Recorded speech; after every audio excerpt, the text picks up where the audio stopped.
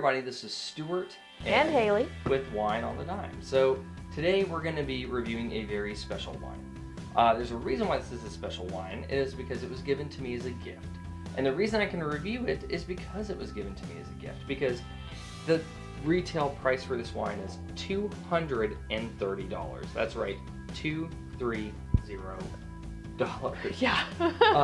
But to me it costs nothing, so it's Wine on the Dime approved. Under 15 bucks. Gifts are great. Yay! Okay, so essentially what we're going to be doing here is we're going to be trying this wine, and we're going to see if it's actually feels like it's worth $230. Both Haley and I are scared because we opened it, we went ahead and aerated, we went ahead and decanted.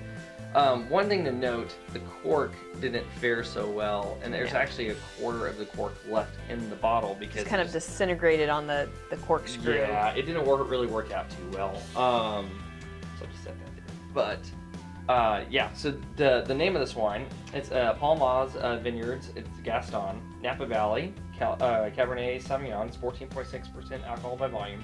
It's a 2007. And you will, if you can find it at your local store, it's going to run for about $230. Yes, so just a very, very expensive wine. We're both nervous about this. Do you want me to pour? Or yes. I will pour. So we'll start with a little bit because we're just doing the sample here. And it's crazy deep red. Yes. Like, there's no purple in this thing at all. You can definitely like tell blood it is red. an older wine. Older wines tend to have some of that purple kind of removed from it over time. Really? Unless it's like a really, really dark, like a Nebbiolo, or maybe some Merlots, but like Shiraz, Syrah, stuff like that. Those will kind of retain some of the purple. A Cab, I wouldn't expect to actually see very much purple, especially on an older wine. Once you get past like... Yeah, I drink all the cheap stuff, so this is weird. We drink all the cheap stuff, let's be honest. This is... Oh, you can smell it already. Yeah, I mean, it's just fuming, but not in a bad way. Just in a way where there's a lot of, like, I don't even have to come near, I can already start picking up some notes. But so from a color standpoint, like Haley said, very dark red. You can definitely tell it has a little bit of that kind of aged look on it. It has a little bit of that red that kind of crisps into a bit of a light brown. And it has good transparency for what I can see, but whenever it sits down, it's dark. I mean, it's like you're not getting anything through it until you tilt it through. So I'm drinking a $230 bottle of wine out of a plastic cup. So that's not Wine on the Dime, I don't know what it is. I was surprised you didn't bust out Crystal or something. So from a nose standpoint, I'm getting really ripe berries. Oh, this is the part I stand down. So I have no idea. You smell wine. I do. It smells like wine. So I'm gonna say I'm getting some like dark berry notes, almost like a cherry, but I would say it's more like a dark cherry, maybe a little bit of a blackberry note. But the thing about it though is that it's very clean. Yeah. Smelling. It's very clean, and it's very like for being 14.6% alcohol by volume, you wouldn't expect there to be any alcohol in this. Like there's no heat to it. You would think it would be something almost like a sweeter wine in terms of the way that the alcohol would present itself, but this isn't really showing any signs at all that there's like a high amount of alcohol in it. I'm totally useless at this point. It smells different than the stuff we normally do. I can tell that. Yeah. The word I want to use is it smells more robust. Like I feel like there's more to it, but I have no idea if that's legit. Like I know I'm smelling something different, and I don't know how to describe it. It smells more full. Robust. Well, no. So No? To me, well, I mean, you might be right, but to me, robust means heavy, and I'm thinking this from like a standpoint of. It smells like there's a lot in there. Yes. But not heavy.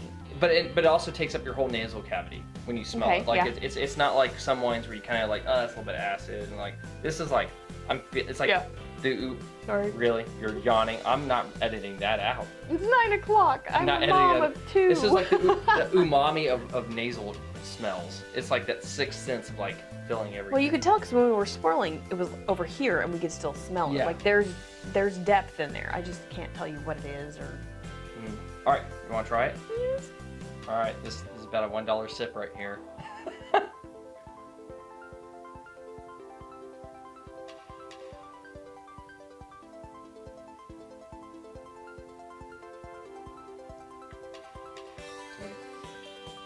I like it. It's not what I expected. I'm not getting a lot of alcohol. I'm not getting a lot of, like, it's just very smooth, but it's not your typical cab. Not your typical $15. Because it's not your typical. It's not my typical cab. That's what I'm going with. There's a lot of fruit in there. I'm getting a lot of fruit. But it's not sweet. It's very dry. It's a little bit more acidic than I thought it would be. Really? Okay. Fine. Yeah, well, it's actually like I'm kind of so for me, like, the tannins hit up front and kind of suck the mouth dry. I got a little bit of that, but in the finish, I tasted a lot of acid, and that's when, like, my saliva glands really started to kind of, like, pop out a little bit more. I am noticing, like you said, the fruit. I am leaning more towards the dark fruit than anything else on this because What would classify as a dark fruit? Like blackberry, or maybe black cherry.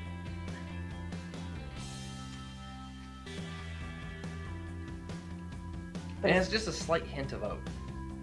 I can get that. Not much, just a little bit. There is kind of an earthy element, but not dirty, but earthy. Yeah. But not vegetative. Yeah, it's Wine got a is long weird. finish, but it's not. It lingers, heavy. but it's not heavy. Yeah. It's definitely a sipping wine. Like, this isn't you go to a party and chug a glass. Like, Not you like enjoy Hugh Hefner this. money or something like that. It's like, ah, the dream. No, this is just nice, but in a good way, nice. Yeah. This is you have a glass with dinner, Yes. and that's it because you now have given up your paycheck for the week. Right? Glass. Oh, But it's the not us. It's free. Yeah, no, it's free. Woo woo. Yeah, I'm interested. So I'm intrigued by it. I'm trying to figure out how I'm going to rate this. What's your new system? New system is bad, as in, like, pair it with a drain. Okay, totally not this. Next is okay, like, it's okay. I could drink it and be fine. Good is like, actually, that's really good. Either it has really good price for the value, or it's really underpriced for the value, and kind of another way of saying it. It sounds like it has a lot of quality to it. Maybe it's $3 or $4 less than it probably should be. It's a good buy. And great would be like, this is a top 10 wine. Like, this is a wine where, like, we would drink this all the time. If we were only allowed to buy 10 wines ever, this would be in the top there. Or in the top 10%. Yeah. Say top 10%. So ignoring costs for me, because the cost obviously is not going to be like, this is a table wine that we drink every day. I'd put it at good. That's what I'm thinking. It's not. Yes. It's not educated guess, which is outside of our price range, but it's fabulous. It used to not be. I know. Thanks, guys. I gotta talk to you about. I'm writing you an email when this is. Seriously, I want more. It's not educated guess. It's not like there's a lot of complexity in it, and honestly, I am a hard-working mother of two. I want to sit down and enjoy a glass, and, like, this is making me think too much, if that makes sense. It's a little too complex. Yeah. For what you want. Yeah, I want to be able to sit and There is chill. a lot of there's layers. It's good. There's layers in this. I mean, It's like, good, you get but so much in I it. don't feel like I could just sit and chill. And Like, to me, I really like this wine. I feel like this is something that I could sit and probably have a couple of glasses of over the course of an evening. But my thing, though, is that without taking medication to drink this wine, I feel like my anxiety would be high, knowing that I am drinking the equivalent of $125 worth of wine right here. right? Like, I look at that and go, that's like 3 new memory cards for the camera. That's a whole bunch of equipment. That's like a month and a half worth of marketing on Facebook. That's like, there's a lot of oh yeah, it's a week's worth of food for the family. A little bit. And there's things like that. So, like, I can't. This would be one of those where, like, if I had this for $15, this would probably be a number one. No, I still think it would be a good. Think so? I think there's just well, there's a lot of complexity. Well, Yeah. you want a little bit something more easy drinking. I like the complexity versus the value of cost. So I would rate this really high if it was $15. There's no freaking way this will ever be $15. No. Unless you find it in a dumpster. And like you're buying it off Then a I don't hobo. think I'd trust it. Is it sealed? No. That's worth a shot. Not gonna trust it. So I mean that's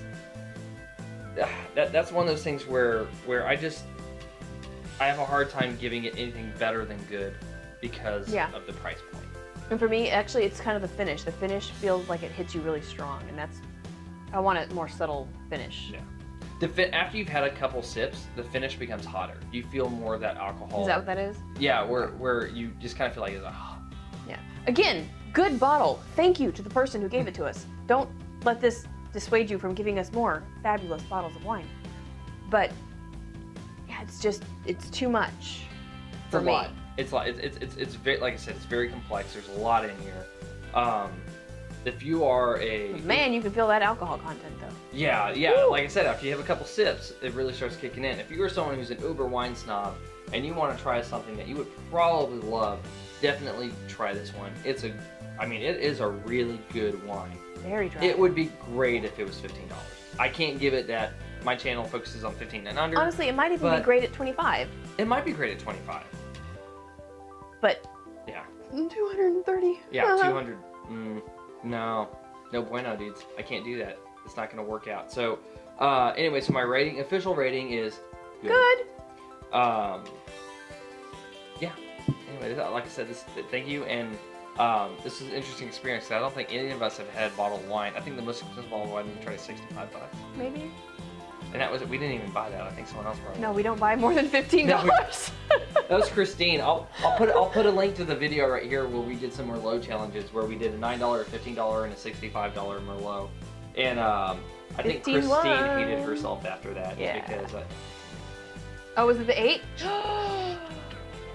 people are gonna watch the video. You can edit this out. Power of video. Anyway. This is why I don't get to come on very often. No, she ruins. She doesn't know how to do video. No. She doesn't do that. I know how to drink wine. Yes, you do. Anyway, this has been Stuart and Haley with Wine on the Dime. If you like today's video, please like, subscribe, and comment.